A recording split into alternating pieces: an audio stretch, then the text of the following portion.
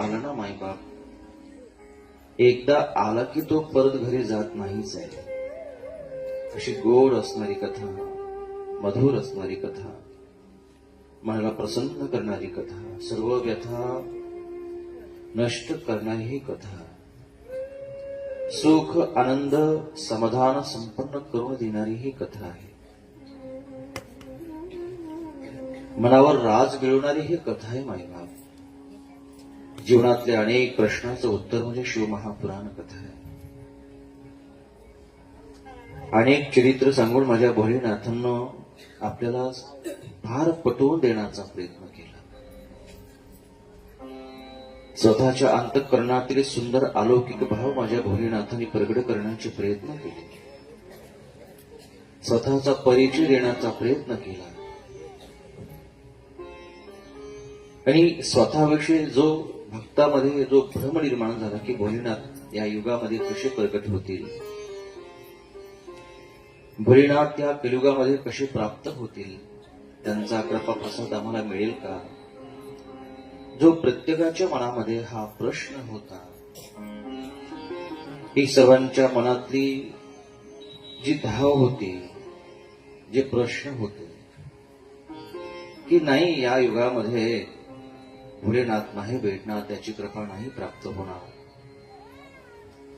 कारण अनेक कथा आपण श्रवण अशा करतो की देवाला प्राप्त करायची म्हटलं की खूप तपश्चर्या येणाऱ्या युगामध्ये लोक करायची मायबाप. सत्ययुग म्हणा, त्रेतायुग म्हणा, द्वापारयुग म्हणा, अनेक चरित्र आपण श्रवण केली मायबाप की देवाला प्राप्त करायचे म्हटलं की तप साधना हे करावीच लागत होती.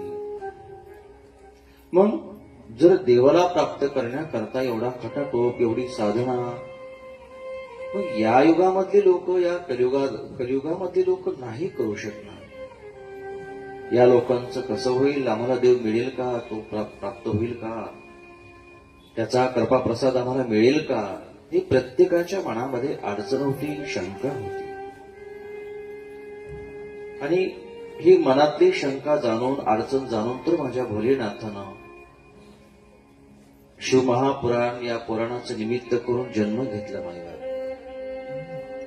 हा अवतार घेतलाय की या माध्यमातून मला प्रत्येकाच्या मनापर्यंत जाता येईल, प्रत्येकाशी मला बोलता येईल, त्यांच्या सर्व भावना मला जाणून घेता येईल, त्यांच्या असणाऱ्या अडचणी असतील, दुःख असेल, अनेक व्याधी असेल, मला जाणून घेता येईल. ही तळमळ आपल्या नाही पण बाबांच्या मनामध्ये होती, भोलेनाथांच्या मनामध्ये होती. म्हणून तर माझ्या बाबांना, माझ्या शंभूनं, माझ्या सदाशिवानं हे सुंदर अलौकिक हा अवतार घेतला मायबाप. शिवमहापुराण कथा हा ग्रंथ नाही, हे पुराण नाहीये, हे प्रत्यक्ष भोलेनाथ आहे.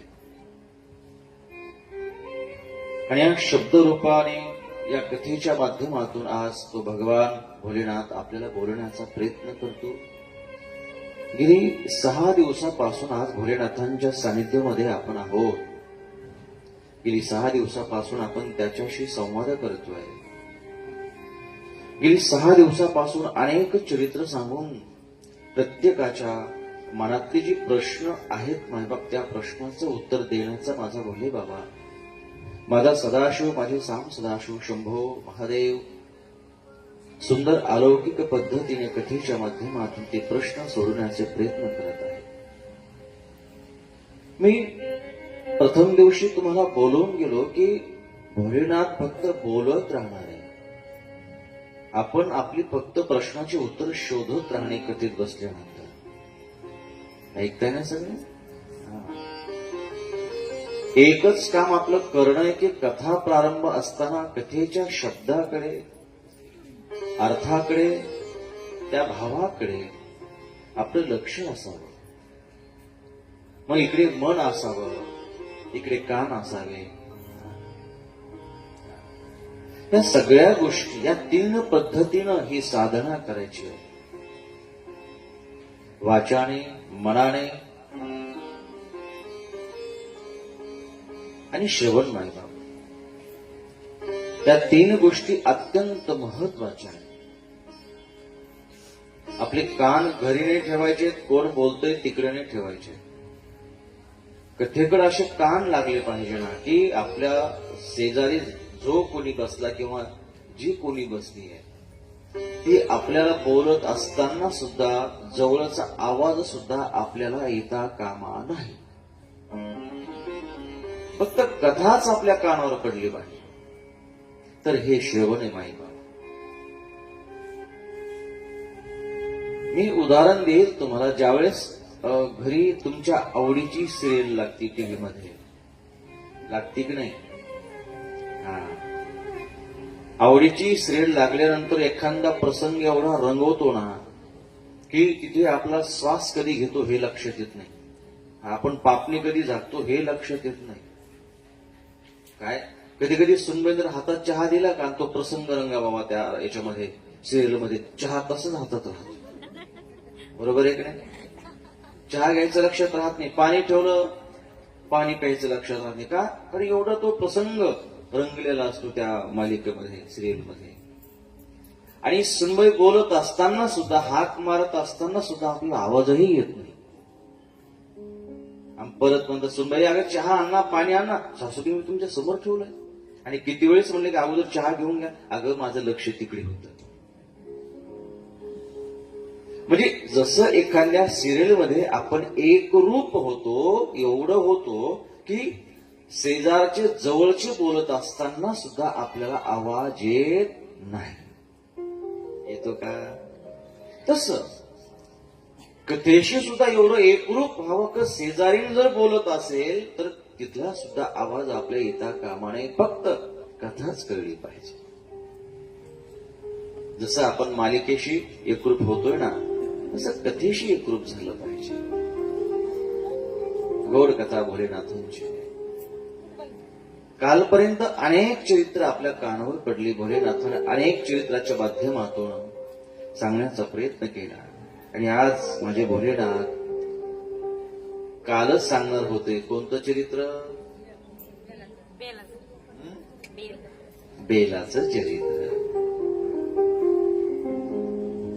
कालच माझ्या भोलेनाथानं त्या ठिकाणी बिल्व महात्म्य कथा सांगायला प्रारंभ केली होती. पण ज्यावेळेस भोले बाबानं समोर बांधलेली घड्याळ पाहिली, ही घड्याळ जर नसती ना तर 5:30 वाजेपर्यंत कथा गेलीच असते. कार्यकर्ते एवढे हुशार आहे, महाराज 1 मिनिट पुढे जाताना म्हणून समोरच घड्याळ बांधून ठेवली. ज्यावेळेस बाबानं घड्याळाकडे पाहिलं की अरे नाही, आपला टायमिंग संपलाय, मला आता थांबायचंय आपल्याला. आणि काल 5 वाजेपर्यंत आपण थांबलो. आणि बिल्व महात्म्यामध्ये नुकतंच आपण प्रवेश केला होता. आणि सगळ्यांची ओढ, उत्सुकता बिल्व महात्म्य श्रवण करण्याची होती. माहिती सगळ्यांची उत्सुकता होती की बिल्व महात्म्य आम्हाला श्रवण करायचंय. परवापासून प्रत्येकाची ओठावर एकच होतं, महाराज मग बेल दाखवायची खरं बिल्व महात्म्य. 3 दिवसाची तुमची ही प्रतिज्ञा, तुमची धाव की महाराज कधी बिल्व महात्म्य सांगतात. आता मी सुद्धा बिल्व महात्म्य सांगणार आहे, पण मी 10-10 मिनिटाला थांबणार आहे आणि प्रत्येकाला प्रश्न करणार आहे. बस तर बघू 3 दिवसाची तुमचे काय किती तळमळ होती, किती ऐकणार आहात तुम्ही आता बिल्व महात्म्य. फक्त लक्षात ठेवा. हर हर हर हर. हे अलौकिक महात्म्य श्री सुतजी महाराज विद्येश्वर संहितामध्ये अनेक असणारे त्या प्रयागराजमध्ये जमलेली अधिकारी शौनक ऋषी होती, ऋषी होती, अनेक संत महाजन होती. माय जपी तपी जंगलात साधना करणारे सर्व योगीजन त्या प्रयागराजमध्ये जमा झाली होती. काय ऐकण्याकरता? बिल्व महात्म्य शिवमहापुराण ऐकण्याकरता. किती गोड शिवमहापुराण. आणि आज ही विद्येश्वर संहिता कारण हे बघा, शिवमहापुराणामध्ये ज्या 7 संहिता आहेत, प्रत्येक संहितेचं एवढं अलौकिक फळ दिलंय. अलौकिक महान फळ की ती संहिता ते श्लोक, एकही श्लोक अर्धा श्लोक जर कानावर पडला तरी कल्याण झाल्याशिवाय राहणार नाही. हे अलौकिक पद्धतीने भोलेनाथ विश्वासानं सांगतात, हे आपल्या कल्याणाकरता. पण आपलं लक्ष असावं, श्रद्धेनं प्रत्येक कथा आपण धारण करायची, श्रद्धेनं, प्रेमानं, विश्वासानं. कथा ऐकत असताना मायबाप विश्वास ठेवणार. ऐका बिल्व महात्म्य. श्री सुतजींना सुद्धा अतिशय आनंद होतो की आज मला माझं भाग्य उदयाला येत आहे की आज मला शिवमहापुराणातील माझ्या भोलेनाथानं सुंदर हे चरित्र सांगितलं, बिल्व महात्म्य सांगितलंय आणि तो अधिकार मला प्राप्त होतोय. बिल्व महात्म्य हे अलौकिक म्हणतात. बेलाचं वृक्ष त्याला साधा समजू नका. किती प्रबळ शक्ती त्या बिल्व महात्म्यामध्ये, बेलाच्या वृक्षामध्ये. ऐका, महान वृक्ष हा बिल्व वृक्ष महान आहे, महान आहे. अलौकिक शक्ती त्या बिल्व महात्म्यामध्ये, त्या बेलाच्या वृक्षामध्ये. आज सुतजींनाही अति आनंद होतो की आज मी बिल्व महात्म्य सांगतोय की जे की भगवान भोलेनाथांना वृक्षामध्ये अतिप्रिय असणारा वृक्ष हा बिल्व वृक्ष आहे. अतिप्रिय, अतिप्रिय, अतिप्रिय. आणि हे जे बिल्व महात्म्य आहे ना, माझ्या भोलेनाथानं स्वतःच्या श्रीमुख कमलातून प्रगट केलं माहिती. देवादिदेव महादेव हे बिल्व महात्म्य सांगतात की काय शक्ती त्या बिल्व महात्म्यामध्ये, का मला तो वृक्ष आवडतोय. एक महान आयुर्वेद आहे मायबाप. अनेक रोग तो मुळापासून नाहीस करणारा हा बिल्व महात्म्य आहे, बिल्व वृक्ष. मग भोलेनाथाने या अलौकिक दिव्य वृक्षाची माहितीही सांगितली, अलौकिक माहिती सांगितली की आहे तरी काय हा बिल्व वृक्ष. या बिल्व वृक्षाचा प्रत्येकाला फायदा व्हावा, प्रत्येकाचं कल्याण व्हावं, प्रत्येकाला त्या बिल्व वृक्षाची पूजेची जे फळ आहे, जे पूजाचं ते प्रत्येकाला मिळावं, प्रत्येकाला त्या ठिकाणी त्या बिल्व वृक्षाची माहिती, महात्म्य कळावं. हे सांगत असताना श्री सुतजी प्रारंभ करतात मायबा. शृणुध्वं बिल्व महात्म्यं सावधान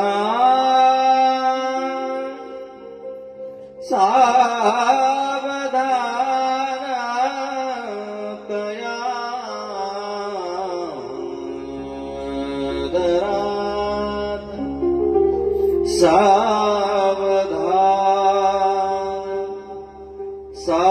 सावधानतया दरात सावधानतया.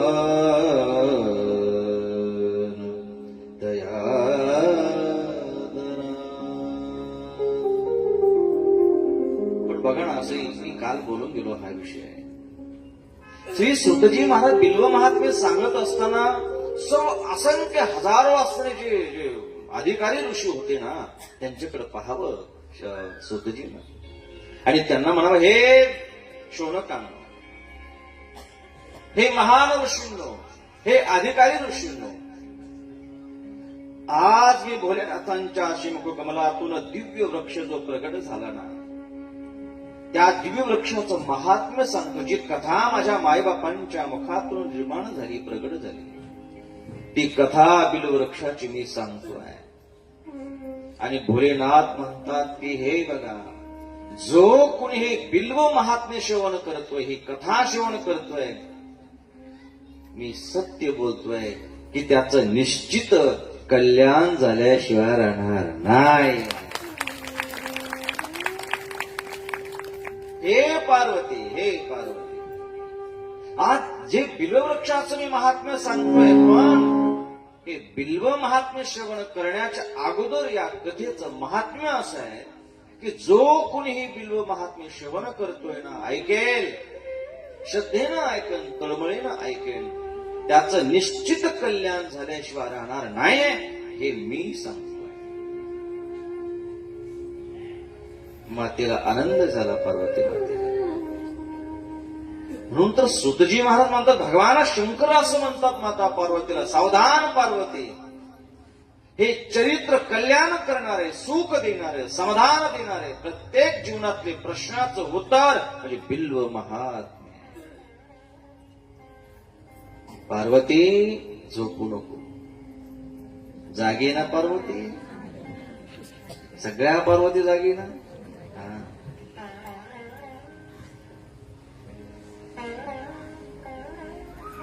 आणि आज सूतजी सुद्धा सावधान तया दरात, हे अलौकिक बिल्व महात्म्य तुम्हाला सांगतोय, पण सावधान ऐका आता, सावधान सावधान होऊन हे चरित्र श्रवण करा,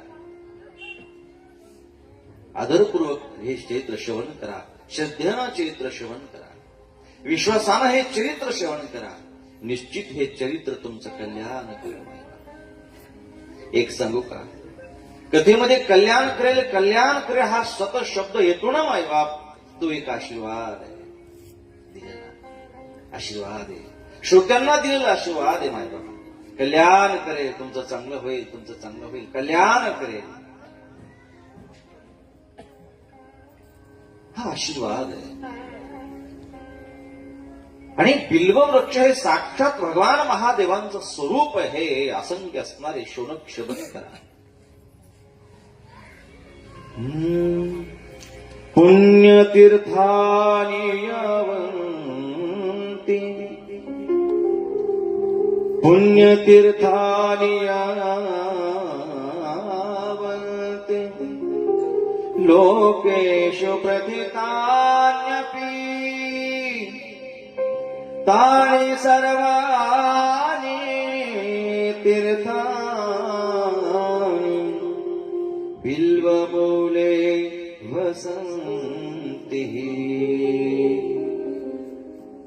हे बिल्व महात्म्य एवढं अलौकिक नाही बाब. एखाद्याला चारिधाम करता नाही आले, प्रत्येकाची परिस्थिती सारखी नसते नाही साहेब.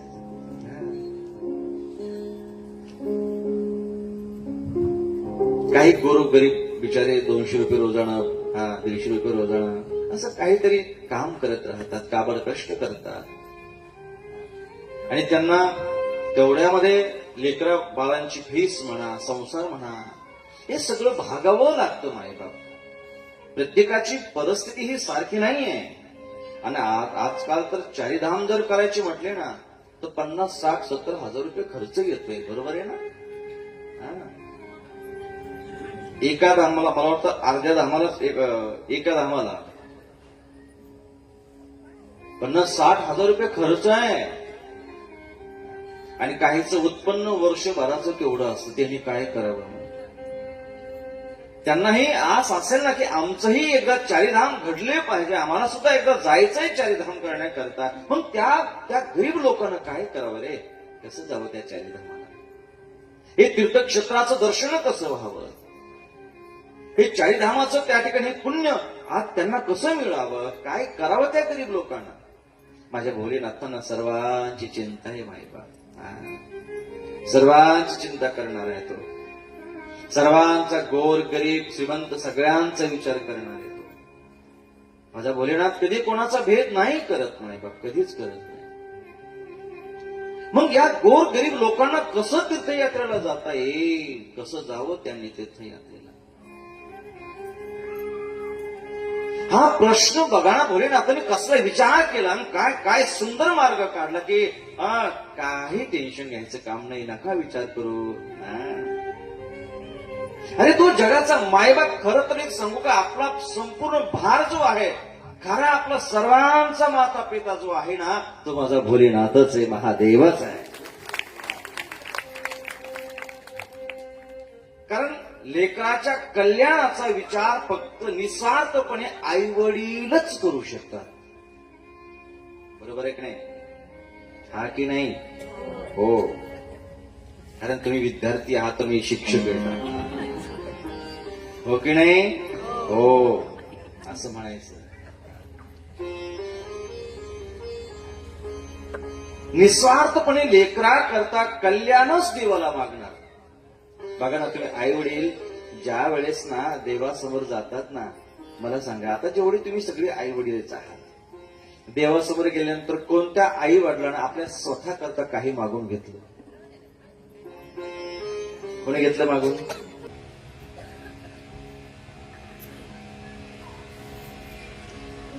प्रत्येकाची परिस्थिती नसते की त्याने चारीधाम करावं, पंढरपूर करावं. गरीब परिस्थिती असते. पण सर्वांचा जो माता पिता जो आहे ना, माझा परमेश्वर, माझा महादेव, सांगितलं अरे घाबरायचं काम नाही, चिंता करू नका, तुम्ही माझे लेकर आहात. आणि आई वडील कधी लेकरामध्ये भेदभाव ठेवत नाही. ठेवतात का? नाही ना. आई वडिलांना लेकरं सगळे समानच असतात, समान प्रेम करत असतात. आई वडिलांच्या ठिकाणी कदा भेदभाव नाहीच आहे. नाही, कदाचित या कलियुगातल्या आई वडिलांमध्ये कदाचित असू शकतो कुठे कुठे, पण माझ्या भोलेनाथांच्या मनात नाहीये. म्हणून विचार केला की घाबरायचं काम नाही बाबा. नाही, अरे कितीही गरीब असेल की ज्याला खायला सुद्धा काही नाही ना, तरीही त्याला चारीधाम घडले पाहिजे, सर्व तीर्थ घडले पाहिजे, सर्व तीर्थाचं दर्शन त्याला घडलं पाहिजे, सर्व तीर्थाचं फळ त्याला मिळालं पाहिजे. याकरता मी एक साधन निर्माण करतोय. जो व्यक्ती बिल्व वृक्षाकडे जाईल, बिल्व वृक्षाला पाणी घालेल, त्याचं दर्शन घेईल, त्याला प्रदक्षिणा घालेल, भगवान भोलेनाथ असं म्हणतात की त्याला चारीधाम केल्याचं, सर्व तीर्थ केल्याचं हे पुण्य त्याला प्राप्त होईल. सर्व तीर्थ केल्याचं पुण्य त्याला प्राप्त होईल. माझ्या बाबा काय संधी दिली माझ्या भोलेनाथांनी सर्वांसाठी. पुण्यतीर्थानि यावन्ति, पुण्यतीर्थानि यावन्ति, लोकेषु प्रतितान्यपि, तानि सर्वाणि तीर्थानि बिल्वमूले वसन्ति.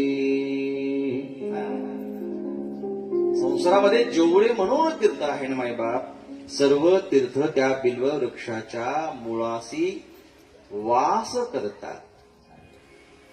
ज्यांना वाटत असेल माझी परिस्थिती नाहीये तीर्थयात्रा करण्याची, त्याने एकच करावं, श्रद्धेनं, प्रेमानं, तळमळीनं, विश्वासानं बिल्व वृक्षाजवळ जावं, दर्शन घ्यावं,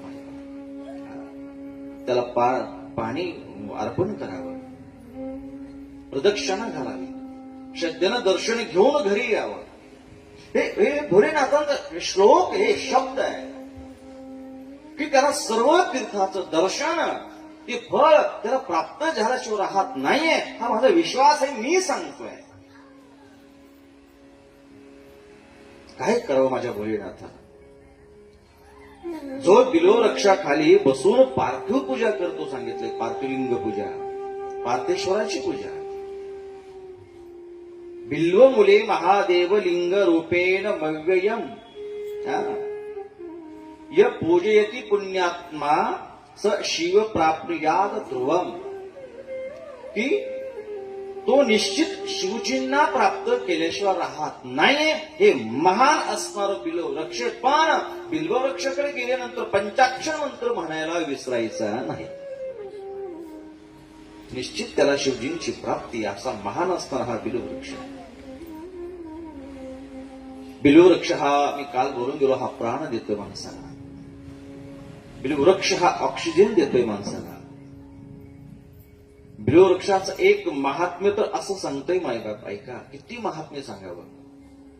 जर कधी मी काल बोलून गेलो, उदास झाला तुम्ही, करमत नाहीये, हा विचार आहे डोक्यामध्ये, त्यांना सुद्धा त्या ठिकाणी बिल्व वृक्षाकडे जावं, पार्थेश्वर लिंगाचं तिथली जी माती घ्यायची, बिल्व वृक्षाखालचीच माती घ्यायची.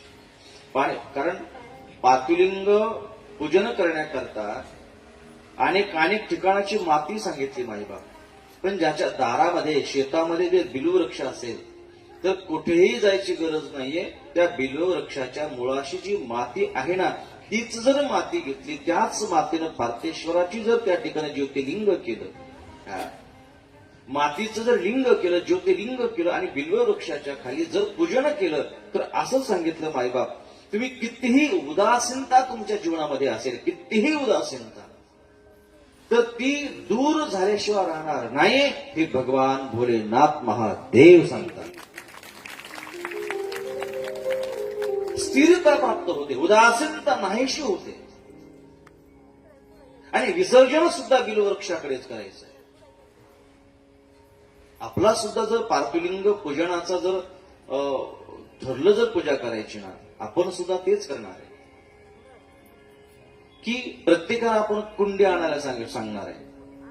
त्या कुंड्यामध्ये पाणी असेल आणि जी पार्थलिंग आपण बनवणार आहे, ज्याची पूजा होणार भगवंताच्या 1000 नामानं, त्या मंत्रानं, त्यानंतर पार्थलिंगाचं पूजन करून तेच पार्थलिंग आपण आपल्या कुंडीमध्ये विसर्जित करणार आहे. ते दिव्य 1000 नामानं केले, ते दिव्य त्या मंत्रानं केलेली ही पूजा, एक अलौकिक अमृत तयार होतं. लक्षात ठेवा, त्या महाप्रसादानं तयार झालं ते लिंग, ते आपण एका कुंडीमध्ये विराजमान करणार आहोत, विसर्जित करणार आहोत. आणि त्या कुंडीमध्ये आपल्याला बिल्व वृक्षाचं झाड लावायचे, वृक्ष लावायचे. ही अलौकिक चमत्कार आहे माझ्या, अलौकिक. आणि करायचंय प्रत्येकानं त्या कुंडीमध्ये जे अभिषेक केलेलं पाणी असेल, तीर्थ असेल, आणि त्यामध्ये आपला तो वृक्ष लावायचा. बघा ती दिव्यता. त्याला सहज बसले ही कल्पना निर्माण झाली, फार सुंदर कल्पना निर्माण झाली, मला फार आवडली ती. कदाचित तुमच्या ते एखाद्याची कुंडी मी चोरून सुद्धा नेऊ शकतो माझ्याकडे. छान. म्हणून बिल्व वृक्ष. पण विषय असा सांगितला, बिल्व मूले जलेस्तु. जो सतत बिल्व वृक्षाला जर आपल्या दारात असेल, शेतात असेल, जो बिल्व वृक्षाला पाणी घालतो ना मायबाप जाऊ, तर इकडे भगवान भोलेनाथाला सांगितलं, हे पार्वती, मंदिर खूप लांब आहे, पण बिल्व वृक्ष जवळ आहे, त्याच्या समीप आहे. मंदिरात न जाता बिल्व वृक्षाकडे जाऊन जर बिल्व वृक्षाला त्यानं पाणी अर्पण केलं, पाणी घातलं, तर माझे भोलेनाथ म्हणतात की त्यानं बिल्व वृक्षाला पाणी नाही घातलं, साक्षात माझ्या मस्तकावर अनेक तीर्थाचं जल अर्पण केलं. हा अभिषेक मला घडतोय, हा अभिषेक त्या ठिकाणी मला घडतोय. आणि सर्व तीर्थाचं त्या ठिकाणी फळ त्या व्यक्तीला मिळतं. एवढा महान असणारा, हा पवित्र असणारा, दिव्य असणारा हा बिल्व वृक्ष आहे. जो व्यक्ती पाण्यानं, गंधानं भगवान बिल्व वृक्षाची त्या ठिकाणी आदी उपचारानं, गंध पूजानं त्या ठिकाणी पूजा करतोय, आराधना करतोय, असं सांगितलं की तो शिवलोक प्राप्त करतोय. भगवान भोलेनाथांचं लोक त्याला प्राप्त होत आहे. आणि संतान व सुखाची अभिवृद्धी त्याला होते. जीवनामध्ये कोणतीही गोष्ट अपूर्ण राहत नाहीये. हे दिव्य असणारा बिल्व वृक्ष आहे. अहो, असं सांगितलंय, ज्याला तत्वज्ञान हवं असं वाटत असेल, काहींचे लेकर मंद बुद्धी असतात, अभ्यास केलेला लक्षात राहत नाहीये, मंद असतात. मग काय करावं त्यानं? असं सांगितलं की बिल्व मूले दीपमाला, बिल्व मूले दीपमाला, कल्पयति सादरम्. बिल्व मूले दीपमालाय कल्पयति सादरम्. सतत्वज्ञान संपन्नो मे शांत गतो भवेत्. जो आदरपूर्वक त्या ठिकाणी त्या बिल्व वृक्षाला दिवा लावतो, दिवा न चुकता हे ज्ञानाच्या तत्वज्ञान आपल्याला प्राप्त होण्याकरता, ज्ञान प्राप्त होण्याकरता हे सुंदर साधन सांगितलं माहिती. की अवश्य बिल्ववृक्षाखाली तिकडे जाऊन बिल्ववृक्षाला दिवा लावावा, त्याला तत्वज्ञानाची प्राप्ती होते. मी तुमच्यासमोर श्लोक मांडतो, मी पान क्रमांक सांगेल तुम्हाला, श्लोक क्रमांक सांगेल. हे अनेक पुरावे माझ्या समोर आहेत की बिल्ववृक्षाला ज्याला तत्वज्ञानाची प्राप्ती करायची मायबाप त्यांना बिल्ववृक्षाला अवश्य दिवा लावत चलावं, अवश्य दिवा लावावा. दिवा लावण्याचं प्रतीक म्हणजे तत्वज्ञान माणसाला प्राप्त होतं. ज्ञान अज्ञान निघून जातं. जीवनामध्ये अज्ञान नसावं. अज्ञान हे दुःखाला कारणीभूत आहे. आणि सहज आपल्याकडून प्रत्येकाकडून पाप हे होत राहतं, न कळत पाप होत राहतं. संसार करत असताना पाप होत राहतं. कोणाकडून पाप होत नाही, प्रत्येकाकडून पाप होत. आपण झाडत असताना कितीतरी किडे झाडांमध्ये त्या केर कचऱ्यामध्ये मरतातच ना, का मरत नाही? कोणी पाहिले? चालत असताना जमिनीवर आपला पाय टाकत असताना अरे एवढे सूक्ष्म जीवजंतू आहेत ना, आपल्या हातावर सुद्धा एवढे जीवजंतू आहेत की आपल्याला आपल्या डोळ्यांना दिसत सुद्धा नाही. एवढे सूक्ष्म की ते आपल्याला दिसतच नाहीये. मग आपण हात चोळतो, काय काय काम करतो त्या हाताने, मग ते मरतात. मायबाप, एका दिवसामध्ये लाखो जीवजंतू आपल्याकडून मरत असतील, त्यांची हत्या आपल्याकडून होते. माणसं सहज म्हणतात मच्छर आलं का, अंगावर बसलं का त्याला मारून टाकतात. मच्छर तर काय, मच्छर आहे ते. मुंगी आली की मुंगीला रगडून टाकतात. हे बघा, जीव लहान असो किंवा मोठा असो, प्रत्येकामध्ये आत्मा हा एकच आहे. ऐकताय ना सगळे? जीव लहान असो किंवा मोठा असो, मुंगी असेल, सूक्ष्मातला सूक्ष्म जीव असेल मायबाप, त्याचा आत्मा आणि आपला आत्मा हा काही वेगळा नाहीये. आत्मा आत्माच आहे. आत्म्यामध्ये फरक नाहीये. मुंगी मारली तरी हे पापच घडलेलं आहे. मच्छर मारलं तरी पापच आहे. एखादा सूक्ष्म जीव चालत असताना पायाखाली कितीतरी जीवजंतू मरतात. शेतकरी शेतामध्ये काम करत असताना कितीतरी जीवजंतू मरतात. ते सुद्धा घडलेलं पापच आहे. मग हे पाप कधी जन्म घेत आहे? मग घरामध्ये संकट येणं, रोग येणं, दुःख होणं, अनेक अडचणी येणं. मग हे गेलेलं पाप अनेक दुःखाच्या रूपाने घरात प्रवेश करत राहत. पण त्यांनी माणसं सुखी राहत नाहीये. मग इकडे पळ, तिकडे पळ. घरात आमच्या शांतताच नाही. कोणाची कोणाला पटत नाहीये. काय करावं? मुलगा मला बाकीच्यांना सगळं चांगलं बोलतोय, पण घरच्याशीच भांडत राहतो. काय करावं? आम्ही तर देवदेव करतो, सगळं करतोय, पण घरामध्ये शांतता नाही. पैसा आहे, सगळे घरदार आहे, पण शांतता नाही. घरामध्ये करमत नाही, उदास वाटते आमच्या घरामध्ये. असं आहे ना? मग आम्ही काय कुठं चुकलो? आम्ही तर देवाची पूजा करतोय, घरामध्ये सगळं चांगलं आहे, धरलेलं काम सुद्धा आमचं होत नाहीये. काय असेल? कुठे जाऊ? एवढा पैसा खर्च केला, इकडं खूप पाहिलं, इकडे जावं, तिकडून काही सांगितलं, आम्ही तिकडे जात राहिलो, पण काही फरक पडायला तयार नाही. काय करावं महाराज? त्रस्तेत आम्ही. 90% लोक त्रस्तेत माहिती. उदासीनता आहे, घरामध्ये शांतता नाही, पैसा कुणालाच कमी नाही. मायबाप एक सांगू का? पैशानं सगळं करता येतं. पैशानं तुम्ही नाही 5 नाही 10 फुटाची गादी विकत घेऊ शकता, पण त्या गादीवर येणारी झोप मात्र विकत घेऊ शकत नाही. पैशानं अनेक पदार्थ तुम्ही तयार करू शकता, चविष्ट पदार्थ, पण भूक मात्र विकत घेता येत नाही.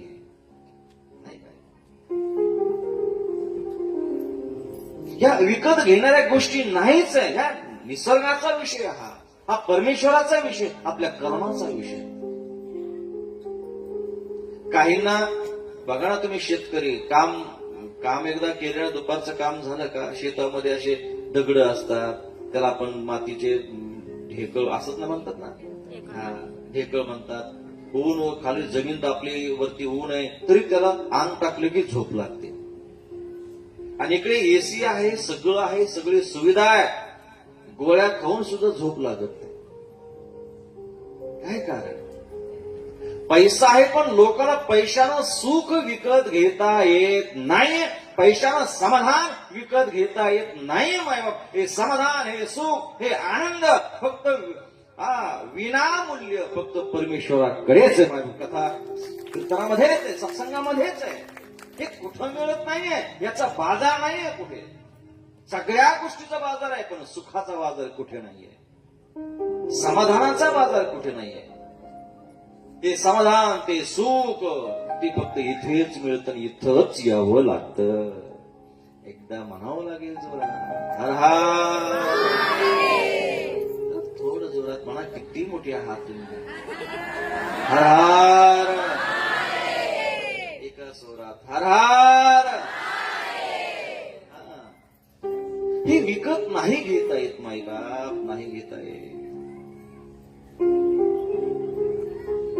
नाही घेता येत. एवढं एवढं काही करत नाही ते. चल बाबा इकडे एक स्टेजवर.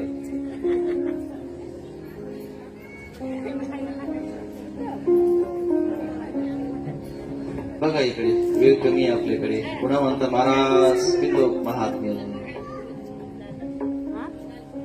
हे सुख समाधान माणसाला विकत घेता येत नाही.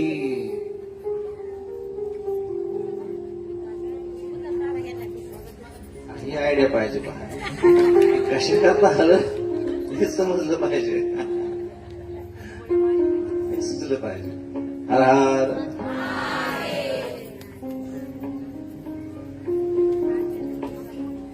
हे अनेक पाप कळत न कळत आपल्याकडून होत असतात आणि ते सूक्ष्म पापाकडे आपलं काही लक्ष नसतं. कोणाचं लक्ष आहे का? तुम्ही आता घरापासून इथपर्यंत आलात, तुम्ही प्रत्येक पाऊल टाकत असताना पायाखाली पाहिलं का असं येता असताना की आपल्या पायाखाली किती मुंग्या, किती किडे, किती जीवजंतू मेले? कोणी पाहता आलं? पाहिलं? पण ठीक आहे, तुम्ही आता चूल राहिली नाही, पण चुलीमध्ये ज्यावेळेस जाळ लावता त्या चुलीमध्ये किती किडी मरतात त्या लाकडामध्ये, कुणी पाहिलं नाही. आपण ज्यावेळेस म्हणजे झाडू घेतोय, घर स्वच्छ करतो, त्या पाण्यामध्ये म्हणा किंवा जमिनीवर म्हणा किती किडी मरतात, किती मुंग्या मारतात, कोणी ते कचरा सगळी पाहिलं नाही. याकडे आपलं लक्ष नाहीये. त्या जीवजंतू लहान म्हणजे आपण काही समजत नाही, पण मी बोललो माय बाप, ऐका जरा, कान उघडे ठेवून ऐका. जीव सूक्ष्म लहान असो किंवा मोठा असो, प्रत्येकाचा आत्मा हा एकच आहे. मुंगी मारली तरी ते पापच आहे. एखादा सूक्ष्म जीव आपल्याकडून त्याची हत्या झाली तरी ते पापच आहे. आणि केलेलं पाप हे भोगल्याशिवाय संपत नाही. ते भोगावंच लागतं, त्यामुळे संपत आहे. ते चुकत नाही कोणाला, चुकत नाही कोणाला, चुकत नाही. मग कळत न कळत झालेल्या पापाचा विनाश कसा करायचा आहे, काय त्याच्याकरता काय आहे, मी साधन सांगेन.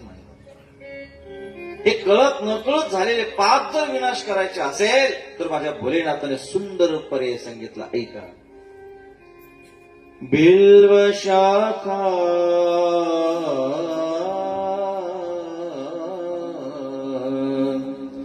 समादाय हस्तेन नवपल्लव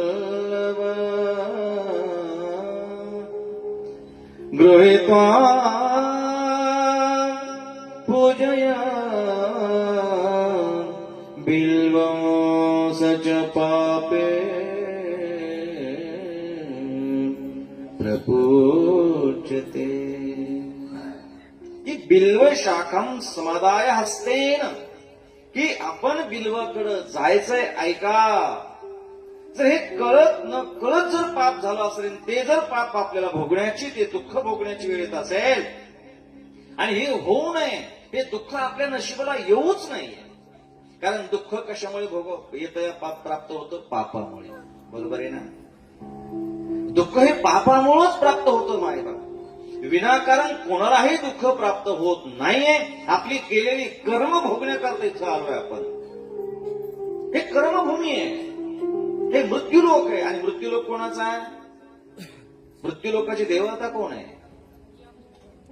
यम नाही, तुमचे यमच डोक्यात आहे. यम नाही. मृत्यू लोकाची देवता आहे भगवान शंकर. ही मृत्यूची देवता. हा लोक, हा आपण ज्या लोकात राहतोय का, हा मृत्यू लोक आहे. तिथं जो आला त्याला मरावं लागतं. तो राहत नाहीये, हा मृत्यू लोक आहे. पण कोणताही सूक्ष्म जीव आला तरी त्याला जावंच लागतं. आणि हा जो मृत्यू लोक आहे तो भगवान शंकराचा आहे. आणि मला सांगा, भगवान शंकराचं ठिकाण कोणतं आहे? कोण म्हणलं स्मशान? कोण म्हटलं स्मशान आहे? हे जे आहे ना, हेच लोकांच्या मनामध्ये भरून गेले. कोण सांगितलं? देव जाणे. स्मशान देव राहतो ना, त्याला का दुसरं ठिकाण आहे का? भगवान शंकराचं ठिकाण स्मशान नाही, भगवान शंकराचं ठिकाण कैलास आहे. लक्षात ठेवा, कैलास नाही, ते कैलास आहे. आणि कैलास ना स्वर्गात आहे ना पाताळात आहे, कैलास पृथ्वीवरच आहे. इथे आहे कैलास. कोणी तर भगवान शंकर स्मशानात राहतो. नाही रे, त्याची उपमा नका देऊ स्मशानाची देवाला. स्मशानाची उपमा देवाला नका देऊ. फक्त भस्म. लोक म्हणतात ते तिथली राख आणतात स्मशानाची, तो देवाला लावतात. मला अजून तर वाचण्यात नाही आलं. लक्षात ठेवा, भस्म किती प्रकारचा, देव कोणता भस्म लावतो, काय लावतोय, हे सगळं दिलंय मायबा. फार सुंदर पद्धतीने दिलंय. काही म्हणतात भगवान शंकर मद्यपान रस घेतोय. हे कशात आलं रे? हे कोण सांगते? काहीच कळत नाही. अरे देव कधी संसारात आलाच नाही मायबाप. महादेव, महादेव एकांतात आहे, समाधीस्थ आहे. देवाला कधी भूक लागत नाही, देवाला कधी तहान लागत नाही मायबाप. आणि देवाचे चरण कधी पृथ्वीला स्पर्श होत नाही. लक्षात ठेवा, देवाचं शरीर एवढं सूक्ष्म आहे ना, भगवंताला कधी कोणाचा स्पर्श होत नाही. एवढा सूक्ष्म माझा देव आहे, माझा महादेव आहे. त्याला कधीच भूक लागत नाही, त्याला कधी कशाची आशा नाहीच आहे. तो ईश्वर आहे, तो परमेश्वर आहे. त्याला ना दुःख आहे ना काय, काहीच नाही. तो लोक म्हणतात तो मद्यपान दारू पितोय, स्मशानातच राहतोय. का रे त्या भगवंताला असं काय करता तुम्ही? असं काय विचार करता भगवंताविषयी? नाही माही बाप, तो राहणारा कैलास आहे. निश्चिंतेनं राहतोय, समाधीस्थ राहतोय, एकांतात राहतोय.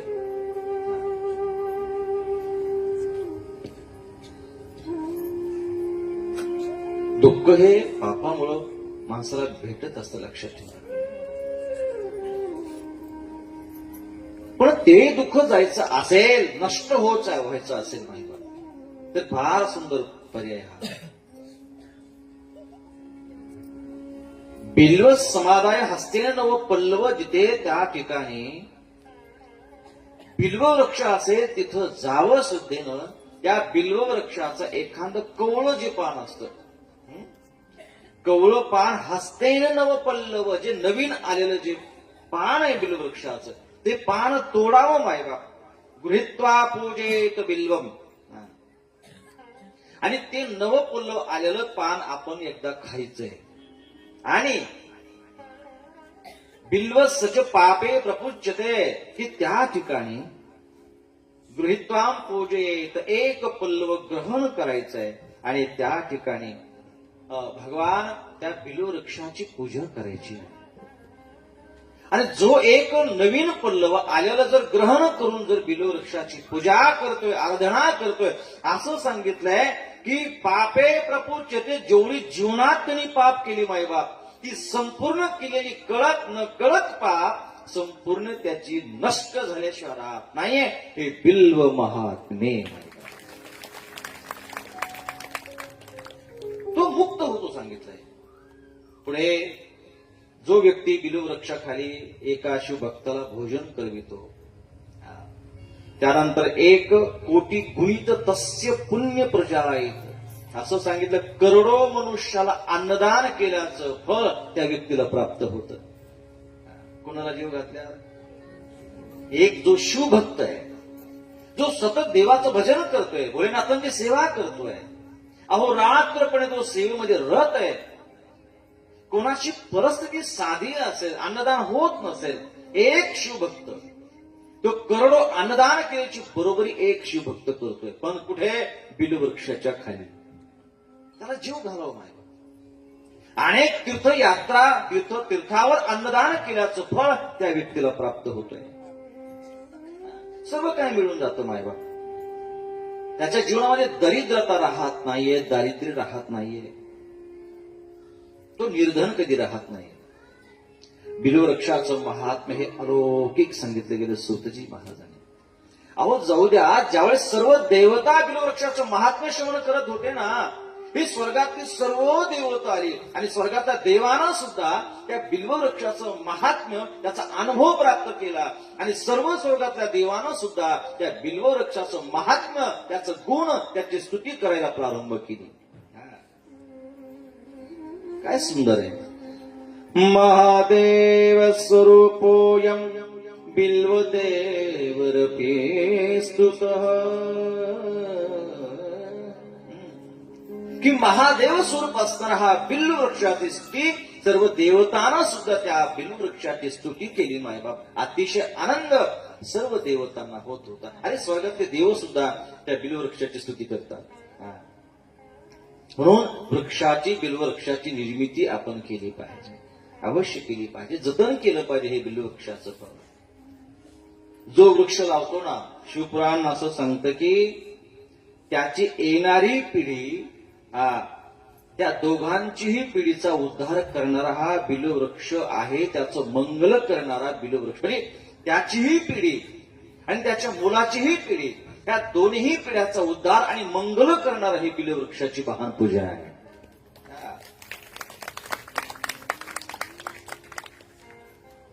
दोन पिढ्याचा उद्धार करणारं हे बिल्ववृक्षाचं हे महान पवित्र हे महात्म्य. जो एक बिल्ववृक्ष लावतो ना, असं सांगितलं शिवमहापुराणामध्ये की 100 शिवालय निर्माण केल्याचं फळ त्याला प्राप्त होत आहे. किती? एक बिल्ववृक्ष जर आपण लावला मायबाप, निर्माण केलं तर 100 शिवालय निर्माण केल्याचं फळ त्या व्यक्तीला प्राप्त होतं. हे बिल्ववृक्ष सांगताय, हे भगवान भोलेनाथ सांगताय. हे बिल्ववृक्षाचं महात्म्य आहे.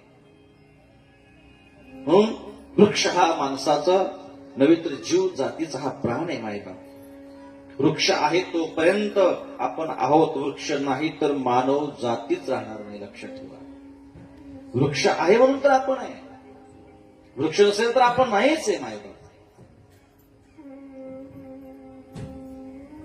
आपल्याला वृक्षाची गरज आहे, झाडाची गरज आहे. अहो एक वटवृक्ष जर लावलं ना, तर असं सांगितलंय 100 कल्पापर्यंत त्याला वैकुंठ प्राप्त होतं. एक वटवृक्ष, एक वटवृक्ष. माहिती ना वटवृक्ष? वटवृक्ष कधी तोडू नये असं सांगितलंय. पण एक वटवृक्ष जर लावला तर 100 कल्पापर्यंत त्याला त्या ठिकाणी वैकुंठ प्राप्त होतो. एवढे वटवृक्षाचा महिमा सांगितलाय. आणि एक बिल्ववृक्ष लावला तर शिवमहापुराण असं सांगतं 1 करोड शिवालय तुम्ही निर्माण करताय. हे फळ त्या 1 करोड शिवालय निर्माण केल्याचं फळ त्या व्यक्तीला प्राप्त होतं. हे बिल्व महात्म्य माहिती. हर हर हर. बिल्व अष्टकामध्ये तर फार सुंदर स्तुती केली माहिती. त्रिदल त्रिगुणाकारं त्रिनेत्रं च त्रयायुधं त्रिजन्म पापसंहारं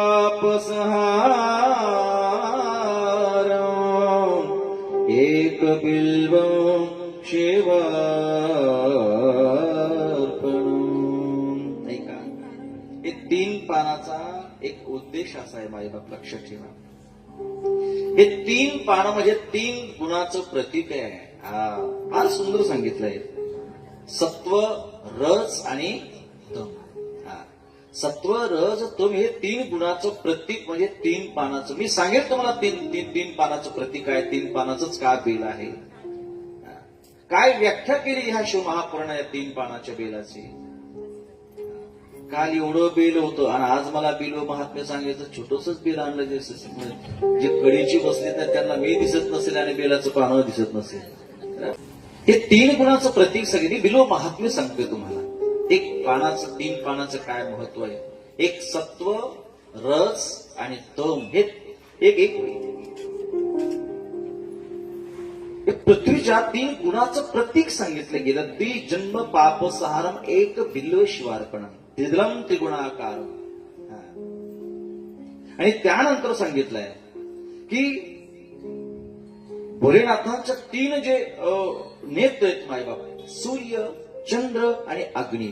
सूर्य, चंद्र आणि अग्नी हे त्याचं प्रतीक आहे. लक्षात ठेवा काय काय संज्ञा दिली ना या पानाला. हे 3 पानं का आहे, कशामुळे आहे, या पानामध्ये कोणकोणती देवता त्या ठिकाणी प्रगट आहे हे सुंदर पद्धतीने सांगायला प्रारंभ केली. पुढे सांगितलं 3 पानाचा अर्थ असा सांगितलाय मायबाप लक्षपूर्वक ऐका की 3 जन्माचं पाप हे असं एक आदर्श निर्माण केलाय. भगवान भोलेनाथाला हे 3 पानाचा एक असं महात्म्य सांगितलं गेलं मायबाप की जे 3 पानं म्हणजे मी 3 जन्माचं केलेलं तुमचं पाप नाहीस करण्याची शक्ती या बेलाच्या पानात आहे मायबाप. किती जन्माचं पाप? 3 जन्माचं पाप नाहीस करण्याची शक्ती बेलाच्या पानामध्ये आहे. काय सुंदर आदर्श आहे, काय सुंदर विचार आहे. आणि अनेक सांगत असताना हे महान बिल्व पत्र असणारं त्या ठिकाणी मी शिवजींना अर्पण करतोय, हे शिवजींना अर्पण करतोय. खूप सांगितलंय. 2 क्रमांकाचा लिंग बिल्व अष्टक मधला हा श्लोक आहे. ऐका.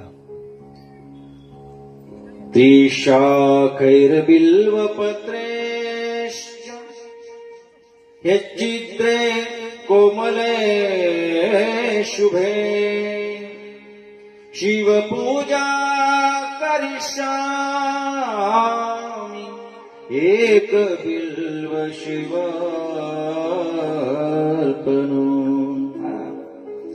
बेल 3 पानाचा आहे. बेल हा छिद्ररहित असावा. बेलाला कसल्याही प्रकारचं छिद्र नसावं. निर्मल असावं, स्वच्छ असावं. बेल हा आपल्या जीवनात मंगल करणार हे 3 पानं लक्षात ठेवा. छिद्र नसावं, बेल खराब नसावं, स्वच्छ असावं आणि छिद्र नसलेलं पान तुटल्याला बेल भगवंताला अर्पण करू नये. बेल हे 3 पानाचाच बेल असावा मायबा. या बेलाच्या माध्यमातून भोलेनाथानं खूप काही आपला आदर्श प्रगट केला, सांगण्याचा प्रयत्न केला, सावध करण्याचा प्रयत्न केला. पुढे सांगितलंय आणि तेच बेल मी शिव भगवान भोलेनाथ मी अर्पण करतोय. श्लोक क्रमांक 3 आहे बिल्वाष्टक. अखंड बिल्व पत्रेण पूजिते नंदिकेश्वरे शुद्ध्यांति सर्व पापेभ्यो एक बिल्व शिवार्पणो. किती बेल देवाला वाहिलं? एक बिल्व शिवार्पण. लक्षात ठेवा देवा समर्पण 108 फार अगदी तुम्ही दुरडी भरून बेल आणले भगवंताला, अगदी त्या बेलानं झाकून टाकलं, गरजच नाहीये. हे लिंग असं काय सांगतं? एक बिल्व शिवार्पण, एकच बिलाची गरज आहे. पण श्रद्धा, प्रेम, तळमळ भाव या गोष्टी महत्वाच्या असतात. त्या झाडाला विद्रूप करून भगवंताची केलेली पूजा भगवंताला आवडत नाही. अरे काय सांगितलं भोलेनाथानं आतापर्यंत की नाही तुम्ही बेलाची पूजा करा, बेल खूप तोडा आणि मला अर्पण करा असं नाही. तुम्ही त्याचा आदर करा. का? कारण बिल्व वृक्षच ती मीच आहे. काय? बिल्व वृक्ष हा मीच आहे, हे माझं प्रतीक आहे, माझं स्वरूप आहे. मग काय तोडाची गरज आहे? काहीच गरज नाही. अरे तिथूनही दर्शन घेतलं तरी माझी प्राप्ती आहे, स्पर्श केला तरी माझी प्राप्ती आहे. पण कुठेतरी मला पाहण्याचा प्रयत्न करणार आहे. मी तुमच्या करता सांगतोय, विश्वास ठेवा माझ्यावर. काही कुठे जायची गरज नाही पडणार तुम्हाला.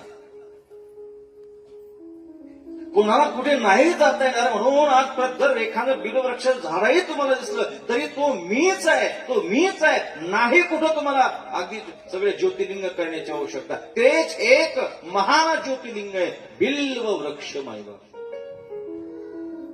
नकाणारे ऐका माझं, हे भोलेनाथ म्हणतात.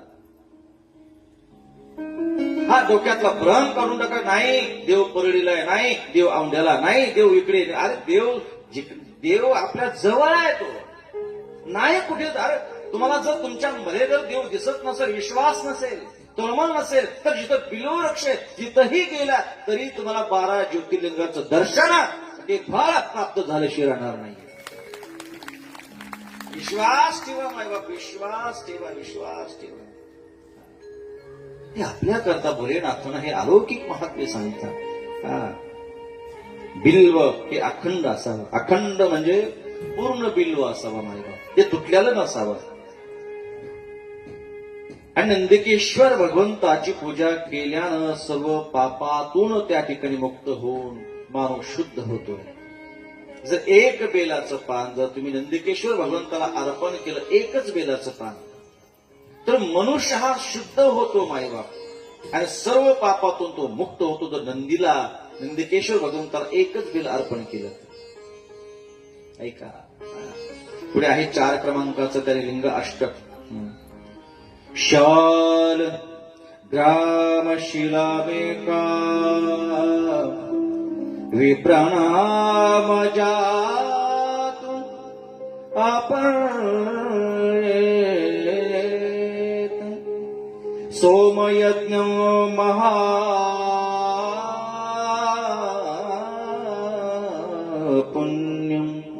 एक बिल्व शिवार्पणम्. ऐका आता पुढे लक्ष द्या. फार सुंदर आहे की ब्राह्मणाला शालिग्राम दान दिल्यानंतर जे पुण्य होतं. ऐकताय ना सगळे? शालिग्राम आहे ना प्रत्येकाच्या घरी.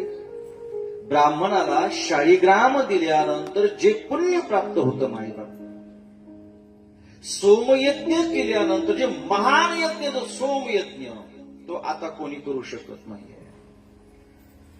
जे ब्राह्मणाला शालिग्राम दिल्यानंतर जे पुण्य प्राप्त होतं, सोमयज्ञ केल्यानंतर जे महान पुण्य आपल्याला प्राप्त होतं मायबाप, तेच पुण्य भगवान शिवजींना एक बिल्व अर्पण केल्यानंतर आपल्याला प्राप्त होत आहे.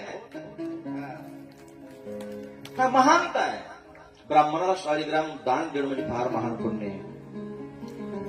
त्यानंतर सोमयज्ञ केल्यानंतर जे पुण्य प्राप्त होतं, हे तेच पुण्य जर मिळवायचं असेल तर फक्त एक बेलाचं पान भोलेनाथांना अर्पण करायचंय. एक बिल्व शिवार्पण. ऐका पुढे. दंतकोटे सहस्राणि वाजपेय शतानि च कोटि कन्या महादान एक बिल्व शिवार्पणम्.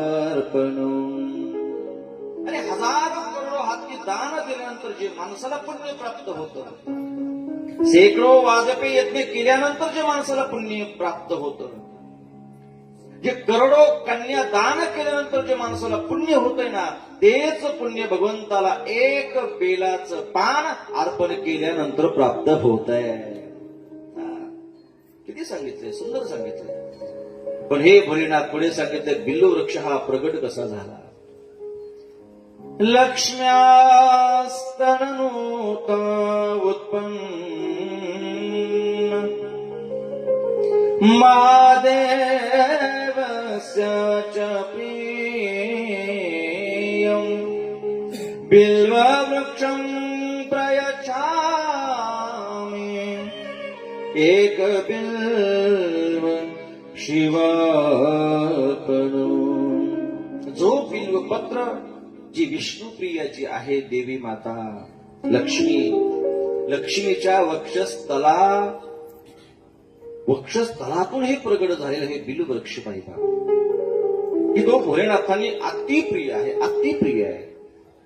आणि अशा पवित्र बिल्व वृक्षाला मी प्रणाम करतोय. पण मायबाप एवढा दिव्य बिल्ववृक्ष लक्ष्मीच्या वक्षस्थलातून जो प्रगट झाला, हे चरित्र, ही कथा आम्हाला श्रवण करायची आहे. कोणत्या निमित्ताने हे वृक्ष प्रगट झाला की एवढा दिव्य आणि एवढी महान पूजा त्या वृक्षाची केल्या जाते, एवढा अधिकार त्या बिल्ववृक्षाला मिळाला. तर त्यावेळेस एक कथा अशी सांगतात की एकदा लक्ष्मी आणि भगवान विष्णूंचा थोडा वाद झाला. हे बघा, संसार म्हटलं ना, वाद होतो, भांडणं होतात, होत नाही, हो तरी म्हणा, भांडणं होतात ना, थोडाफार वाद होतो की नाही. बाबा किती एकमेकावर प्रेम करणारे असो, पण एक ना एक दिवस तरी भांडणं होतात. असा कोणता संसार की भांडणं होत नाही, तक्रार होत नाही. संसार म्हटलं की तक्रार होतेच नाही, थोडेफार होते. पण एक सांगू का, माझ्या भोलेनाथांचा संसार एकदा बघावं, किती सुंदर आहे. भोलेनाथासारखा समजूतदारपणा पुन्हा अन्य कोणत्या देवतामध्ये नसेल. एवढा समजूतदारपणा माझ्या भोलेनाथामध्ये, एवढा समजूतदारपणा. कधी कधी भोलेनाथामध्ये वाद व्हायचे ना, फार काय थोडी कथा आहे. एक वेळेस नारदजी ज्यावेळेस आले होते ना भोलेनाथाकडे, आणि माता पार्वती अगदी पुढे बाजूला होत्या, भगवान शंकर ध्यानावस्थ होते. नारदाने यावं, भोलेनाथाला नाही भेटले, डायरेक्ट पार्वतीकडे गेले. पार्वतीकडे गेल्याबरोबर पार्वतीला बोलू लागले नारदजी. पार्वतीनं पाहिलं नारदाकडे, वा वा वा वा, आला तुम्ही, खूप दिवस झाले नारदजी, आणि आमच्या जरा प्रेम कमी केलं. काही कथा आहे ना फार सुंदर असतात. फार दिवसानंतर आमच्याकडे आलात तुम्ही, प्रेम कमी केलं, जरा आमच्या गरीबाकडे जरा येत नाही तुम्ही, काय चुकलं आमच्याकडून. नारदाने खाली मान घातली, पार्वतीकडे पाहिलं, सांगितलं, माते मला तुमचं दुःख सहन होत नाही ना, मला पहा वाटत नाही ना आईचं दुःख, म्हणून मी येत नाही. माझं दुःख? नारदांचं बघा ना कसं कळ लावणं किती भारी आहे. शिकायचं ना आपल्याला. शिका आता, शिकलं पाहिजे माणसाने. त्यावेळेस नारद एकच होते, आता गल्लोगल्ली नारद आहेत आणि गल्लोगल्ली नारद्या बी आहेत. पहिली फक्त नारदच होते, आता नारद कमी, आता नारद्या जास्त आहे. बरोबर आहे की नाही? तुला म्हणून सांगते बरं, कोणाला सांगू नको. आणि असंच झालं बाई, हो ना, कोणाला सांगू नको. ती म्हणजे तुला म्हणून सांगते, ही तिला सांगते, नाही बघ तिनं मला सांगितलं, पण ती म्हणली कोणाला सांगू नको, फक्त तुला सांगते बरं, तुला म्हणून सांगते, कोणाला सांगू नको. असं करता करता अख्खं घाव येतं. नाही बघ तुला म्हणून सांगते, कोणाला सांगत नाही. स्त्रियांच्या मनामध्ये काहीही राहत नाही. तर नारदजीनं पार्वती मातेकडे पाहिलं. पार्वती मातेनं म्हणावं, नारदजी तुम्ही असं का बोललात की तुमच्याकडे पाहून मला जरा दुःख वाटतंय, तुमचं दुःख मला पहा, पण मला कोणतं काहीच दुःख नाहीये, मला त्रास काहीच नाहीये, आणि असं का तुम्ही बोलताय. हेच ना पार्वती माते, तुम्ही फार भोळे आहात, आणि हीच चूक तुमच्यामध्ये आहे. नारदजी तुम्ही काय बोलताय मला कळत नाही हो, जरा स्पष्ट बोला हो. मी एवढी भोळी वाळी आहे आणि तुम्ही असं काय मला बोलताय, बोला ना, काय स्पष्ट बोलताय, आणि मला कसल्याही प्रकारचं दुःख नाहीच, असं का बोलताय. हे तुम्हाला माहिती नाही अजून, आणि तुमच्या भोळेपणाचाच फायदा घेतला भोलेनाथानं. आता मात्र पार्वती माता घाबरली, पोटामध्ये अगदी धडधड धडधड सुरू झाली. काय बोलायचंय तुम्हाला, मी घाबरते आता, काय सांगायचं तुम्हाला. अहो खूप प्रेम करतात माझ्यावर ते, आणि माझं सुद्धा प्रेम माझ्या भोलेनाथावर खूप आहे, खूप म्हणजे खूप आहे, आणि ते सुद्धा माझ्यावर खूप प्रेम करताय. पण प्रेम करताय हे मला माहिती आहे, पण तुमचा विश्वासघात केलेला तुम्हाला माहिती आहे का. विश्वासघात नाही, कधीच नाहीये. त्यांच्या मनातल्या सर्व गोष्टी ते मला सांगतात, आणि मीही माझ्या मनातल्या सर्व गोष्टी त्यांना सांगते. असं कधीच होणार नाहीये. नाही, तुम्ही खोटं बोलताय. माते जाऊ द्या, तुम्हाला माझा विश्वास नाही, मी चाललो निघून. नाही नाराजी, थांबा. मला सांगा ना पार्वती माते, ना भगवान शंकराच्या गळ्यातल्या ज्या मुंड माला आहे त्या कोणाच्या आहे कधी विचारलं? पार्वतीचं आता जागेवर आहे. अरे हो, हे खरं आहे. किती सुगंधी फुलं आहेत आणि भगवान शंकर गुंडमाला का घालतात हे मला अजून सांगितलं नाही. हा, पण हे तर ना कोणाच्या आहेत, काय का घातल्या तुम्हाला सांगितलं नाही. नाराजी तुम्ही बोलतात हे खरं आहे, एवढं मी त्यांच्यावर प्रेम केलं, पण हे रहस्य मला त्यांनी सांगितलं नाही. आता माझे डोळे उघडले. नाराजी म्हणे आपलं काम झालं. नाराजीनं जब विणा बंद केला, निघाली नारायण नारायण नारायण. भगवान शंकर नारदांना पाहिलं, नाराजी अहो या ना इकडे. नाही आता माझं काम झालं, मी चाललो. भगवान शंकर काय म्हटले माहिती का? काहीतरी आता होणार. नाराजी आले आणि तसेच गेले, असं कधीच होणार नाही. भगवान शंकर म्हटले हो काय व्हायचं तर आपण आपल्या पद्धतीने राहायचं. माता पार्वतीला तळपायच्या मस्तकाला गेली, राग केस सोडले. आणि माता पार्वती भगवान शंकराकडे विचारायला आली, आता काय या रुंडमाला कोणाच्या? आणि ज्यावेळेस माता पार्वती भगवान शंकराकडे दन दन दन दन पाय आपटत ज्यावेळेस आले ना, भगवान शंकर असं तिरप पाहिलं. अरे आल्या म्हणजे काहीतरी नारदानं मस्त काम केलंय. भगवान शंकराचे कसं डोळे झाकले. ध्यान. माता पार्वती भगवान भोलेनाथांच्या समोर राहिली आणि आता त्यांनी बोलायची वाट पाहू. कारण आता भांडणं करायची, पण कोणीतरी बोलायला पाहिजे ना. बोलल्याशिवाय कसे भांडणं सुरू होईल? भगवान शंकरांनी डोळे झाकले, काहीच बोलायला तयार नाही, पाहायलाच तयार नाही. त्यांना माहिती पार्वती उभा आहे आणि त्यांना एवढं माहिती होतं, जर मी नसतं म्हटलं ना पार्वतीला, पार्वती की तुमकडे भांडणं सुरू होणार, तर आपण म्हणायचंच नाही. 2 तास वरा 3 तास आपण बोलायचंच नाही. भगवान शंकर डोळे झाकले आणि पार्वती माता सारखं बाबाकडे पाहते, कधी बोलतील कधी बोलतील. पण भोले बाबा काही बोलायला तयारच नाही. पण बाबाला वाटलं आता किती वेळ परीक्षा पाहावी. काय झालं पार्वती? काही बोलायचं नाही मला. झालं सुरू. काय बोलायचं नाही, काय राहिलं आता बोलायला तुम्हाला? एवढा विश्वास तुमच्यावर टाकला, एवढं प्रेम तुमच्यावर केलं, आई वडिलांना सोडून मी आले, मग खूप काही बोलू असं वाटेल. काय दिलं तुम्ही मला? एवढा विश्वासघात काय पडलं माझ्या पत्रामध्ये? विश्वासघात चुकलात तुम्ही. एवढं बोला सुरुवात केली. भोलेनाथ म्हणतात, अगं बाई, पण नेमकं कोणता विश्वासघात केला, काय चुकलं ते तरी सांग. काय राहिलं आता सांगायचं? सगळं संपलंय आता काहीही राहिलं नाहीये. अगं सगळे, पण मला गुन्हा तर कळू दे माझा काय झाला. बघा ना किती सौम्य भाषा आहे. भांडणामध्ये जर पत्नीची चूक असेल ना तर पतीनं थोडं बोलावं, आणि पतीची चूक असेल ना तर पत्नीचं थोडंफार बोलणे खावावे. एक बोलत असताना एक शांत राहिलं का भांडणं होत नाही. आणि संसार असाच असतो मायबाप. एकानं बोलावं, एकानं शांत बसावं, समजून घ्यावं. कसं अरे आयुष्य काढायचं रे एकामेकासोबत. कुठपर्यंत वाद, यानं बोलायचं त्यानं बोलायचं नाही रे, एकत्र राहायचंय आपल्याला. म्हणून पत्नी जर बोलत असेल तर आपलं काहीतरी चूक झाली असेल, आपण मान्य करायची. ती म्हणत असाल महाराज 100% बोलले खात असेल.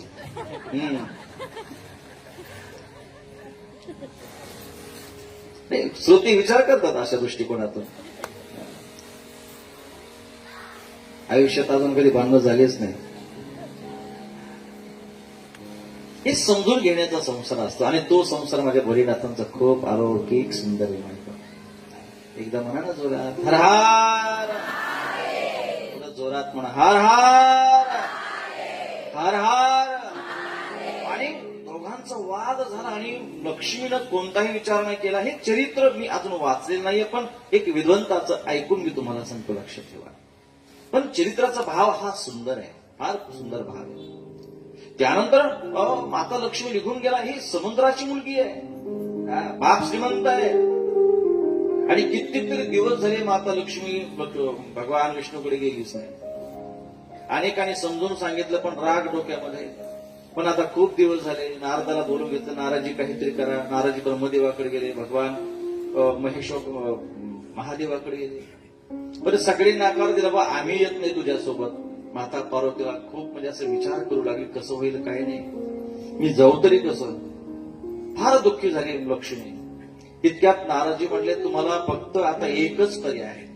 तुम्ही काय करा, पार्थलिंग पूजा करा, पार्थेश्वर महादेवाची पूजन करा आणि तपश्चर्या करा, साधना करा, ध्यान करा. निश्चित त्या ठिकाणी तुमची मनशांती तुम्हाला प्राप्त झाल्याशिवाय राहणार नाही. माता पार्वतीने तपश्चर्या करायला सुरुवात केली. भगवान शंकर त्या ठिकाणी प्रगट व्हायला तयार नाही, प्रसन्न व्हायला तयार नाही. त्यावेळेस माता लक्ष्मीनं आपलं वक्षस्थल कापायला सुरुवात केली आणि त्या ठिकाणी असं करताच भगवान शंकर तिथे प्रगट झाले. प्रगट झाल्यानंतर अतिशय दिव्य स्वरूप आहे मायबाप. पण येत असताना भोलेनाथांच्या सोबत एक वृक्ष सोबत आला होता. एक वृक्ष. माता पार्वतीने भोलेनाथाकडे पाहिलं आणि त्या ठिकाणी त्यांना विचारलं की हे काय सोबत आणलंय तुम्ही, कुठला वृक्ष आहे. त्यावेळेस भोलेनाथाने सांगितलं हा श्री वृक्ष आहे. कोणता? हा श्री वृक्ष आहे. पण येणाऱ्या युगामध्ये, येणाऱ्या कलियुगामध्ये या वृक्षाला बिल्व वृक्ष म्हणून त्या ठिकाणी सगळी त्याला परिचित होईल. त्याचा परिचय हा बिल्व वृक्षानच होईल, त्या नावानच होईल. हा अतिशय अलौकिक, अतिशय प्रभावदायक हा वृक्ष लक्ष्मी. आणि हा तुझ्या तपश्चर्याचं हे प्रतीक आहे. तुझ्या तपश्चर्यामुळे, तुझ्या साधनेमुळे हे सगळं बिल्व वृक्ष प्रगट झालाय देवी. हा दिव्य अलौकिक शक्ती प्रदान करणाऱ्या, सर्वांचं कल्याण करणारा हा वृक्ष तुझ्यामुळे प्राप्त झालाय. म्हणून हा बिल्व वृक्ष मला अतिप्रिय राहील, अतिप्रिय राहील. आणि भोलेनाथ माता पार्वतीला, लक्ष्मीला हे बिल्व वृक्षाचं थोडंफार महात्म्य आपण पाहिलं. पण आज भोलेनाथांचा संवाद आहे. मला अतिशय हा बिल्व वृक्ष प्रिय राहील हे लक्ष्मी. पुढे म्हणतात भोलेनाथ, मी तुला हे बिल्व वृक्षाचं महात्म्य सांगतोय की ही कथा श्रवण करण्याकरता सर्व त्रिभुवनातील सूक्ष्म जीव सुद्धा तिथे आले होते भोलेनाथांच्या मुखातून बिल्व वृक्ष हे महात्म्य ऐकण्याकरता. वक्ता आहे भगवान शंकर आणि श्रोता म्हणून त्या ठिकाणी लक्ष्मी बसले समोर, देवी लक्ष्मी. भगवान शंकर म्हणतात हा वृक्ष जो आहे ना तो शाश्वत फल देणारा हा वृक्ष असणार आहे. शाश्वत असं कोणतंच फल नसणार आहे की ह्या बिल्व वृक्षाकडून आपल्याला मिळणार नाहीये. हा अलौकिक, हा दिव्य बिल्व वृक्ष आहे. आणि लक्ष्मी या वृक्षामध्ये सर्व देवताचा वास आहे, सर्व काही देणारा असेल. मला एक बेलाचं पान जर अर्पण केलंय ना त्याच्या तिन्ही पापाचा तापाचा मी नाश करेल, विनाश करेल. एवढा आवडीचा माझा बिल्व वृक्ष आहे. जो या वृक्षाची सेवा करेल ती बिल्व वृक्षाची सेवा म्हणजे माझी सेवा आहे. ही माझी सेवा आहे. आणि ऐक लक्ष्मी, या महिन्यामध्ये, ज्या महिन्यामध्ये बिल्व वृक्ष प्रगट झाला तुझ्या तपामुळे, तो महिना होता श्रावण महिना. कोणता महिना? श्रावण महिना. या श्रावण महिन्यामध्ये हा बिल्व वृक्ष प्रगट झाला लक्ष्मी. म्हणून ऐक लक्ष्मी, बिल्व वृक्ष प्रगट झाला त्यावेळी चंद्रयुक्त पौर्णिमा होती जी महिन्यामध्ये येते. म्हणून त्याला श्रावण महिना असं म्हटलं जाईल. लक्ष्मी, या महिन्यामध्ये जे तू तप केलंय त्या तपाच्या साधण्यातून जो वृक्ष तू प्रगट केलाय, म्हणून या महिन्यामध्ये जो कोणी श्रावण महिन्यामध्ये मला या बिल्व पत्रानं स्नान करेल, अभिषेक करेल, ऐक त्याच्या सर्व कामना मी पूर्ण केल्याशिवाय राहणार नाही. हा माझा आशीर्वाद आहे. श्रावण महिन्यामध्ये जो कोणी बिल्व पत्राने माझी पूजा करेल, माझा अभिषेक करेल, त्याच्या सर्व कामना मी पूर्ण करेल. लक्ष्मीनं भगवान शंकर बोलत असताना भगवान शंकरला हात लावला, असं थांबवलं. महादेवा, हे भोलेनाथ, मी थोडं बोलू का आता? आणि भोलेला माता लक्ष्मी बोलते, हे भोलेनाथ, मी तुमची भक्त आहे, मला थोडं बोलू द्या. आणि आता माता लक्ष्मी बोलते, जो कोणी या श्रावण महिन्यामध्ये तुमची या बिल्व पत्राने पूजा करेल, अभिषेक करेल, त्याला लक्ष्मी प्राप्त होणार नाही. ऐकताय ना काय सांगितले लक्ष्मीनं? जो कोणी श्रावण महिन्यामध्ये तुम्हाला बिल्व पत्रानं तुमचा अभिषेक करेल, पूजा करेल, त्याला लक्ष्मी प्राप्त होणार नाहीये. भगवान शंकर इकडे तिकडे पाहू लागले, सर्वजण पाहू लागले. भोलेनाथ बिल्वाचं महात्म्य सांगतात, सर्व काही मिळून जाईल, सर्व काही मिळून जाईल. आणि आज ही लक्ष्मी म्हणते की श्रावण महिन्यामध्ये जो कोणी बिल्वपत्रानं अभिषेक करेल, पूजा करेल, अर्पण करेल, त्याला लक्ष्मी प्राप्त होणार नाहीये. हा लक्ष्मी माता असं का बोलता? लक्ष्मीने सांगितलं, अहो जरा सगळे शांत बसता का, माझं वाक्य पूर्ण झालेलं नाही. आणि पुढे लक्ष्मी माता बोलते की जो श्रावण महिन्यामध्ये तुम्हाला बिल्वपत्रानं अभिषेक करेल, पूजा करेल, त्याला लक्ष्मी प्राप्त होणार नाहीये, त्याला महालक्ष्मी प्राप्त होईल. त्याला लक्ष्मी नाहीये, त्याला महालक्ष्मी प्राप्त होईल. हा आशीर्वाद त्या ठिकाणी लक्ष्मीने दिला मायबाप. आणि त्या ठिकाणी अतिशय आनंद झाला भोलेनाथाला. हे बिल्वाचं महात्म्य सांगितलं. हे लक्ष्मी, बिल्व पान अर्पण करत असताना ज्यावेळेस प्रत्येक जण हे बिल्व काही आतापर्यंत असं अर्पण करत होते, बरोबर आहे ना? आता हे आपल्या भाषेमध्ये स्वयचं आहे का हे उलट आहे?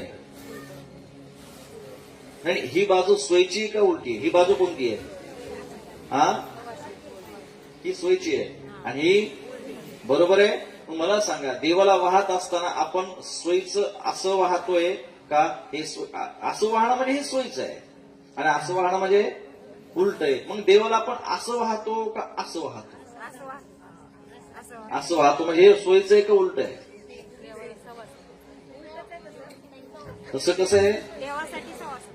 नाही, उलट आहे का सोयीचं मला सांगा. देठ कसं आहे? वरती आहे, बरोबर आहे. हे उलट आहे. हे आपण असं कधी वाहतच नाही. आपण पात्र सुद्धा टाकत असताना बरोबर ते पान ते वरती करते, बरोबर आहे. हा, उलट सोयीचं हे प्रत्येक गोष्टीमध्ये आहे. मग बेल आपण असं वाहतोय आणि कधी व्हायला लागलो? हे शिवपुराण सुरू झाल्यापासून बेल असं वाहतोय. आतापर्यंत बेल अशी सगळे व्हायचे, बरोबर आहे की नाही? हो म्हणा. असं आणि आता आपण बेल असं वाहतोय. का वाहतोय ते आपल्याला शिवमहापुराणामध्ये महाराजांनी सांगितलं की बेल भगवंताला असं अर्पण करत असतात. पण मला असं वाटतं, एवढी शेवटी मायबाप तुम्ही इथं बसलात ना, तुम्हाला कल्पना नसेल की बेल असं का वाहतात.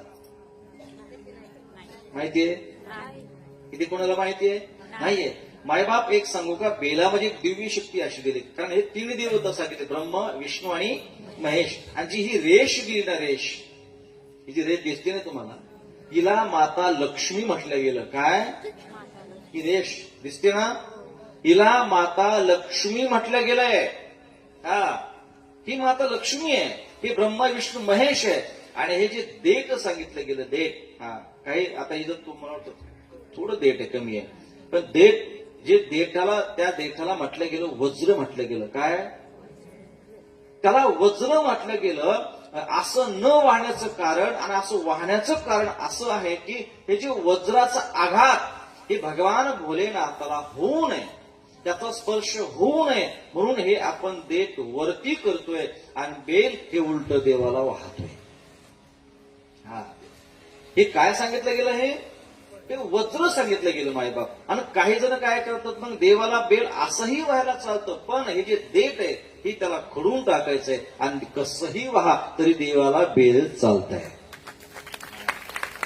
मग काही जण बघा वाहत असताना हे देठ खडून टाकतात आणि देवाला वाहत का? त्यांनाच ती कल्पना आहे, कारण ह्या वज्राचा आघात होऊ नये हे देठ आपण वरती करतोय आणि उलट बेल देवाला वाहतोय. हे कारण, हे पाठीमागचे कारण आपल्याला अत्यंत महत्वाचे आहे. समजलं सगळ्यांना? समजलं? आता एकदा जोरात म्हणावं लागेल, हर हर हर हर. मूलतो ब्रह्मरूपाय मध्यतो विष्णुरूपेण आग्रतः शिवरूपाय एक बिल्व शिवात्मनो. बिल्व वृक्ष भगवान शंकराला अति अति अति आवडतो. आता ऐका काय,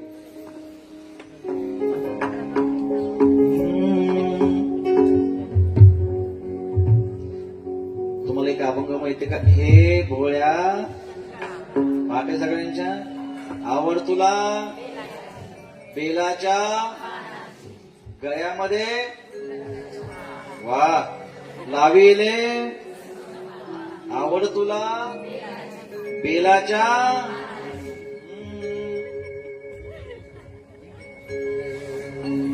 हे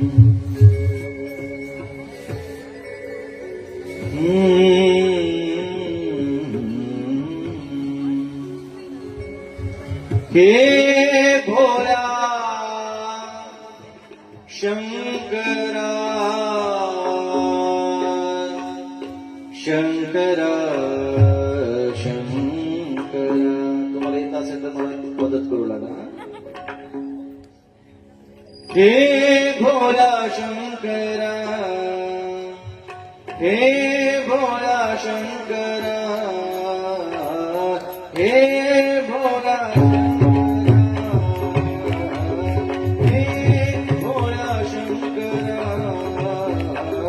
आवड तुला बेलाची, आवड तुला बेलाची, बेलाच्या पानाची. हे भोळा शंकर शंकर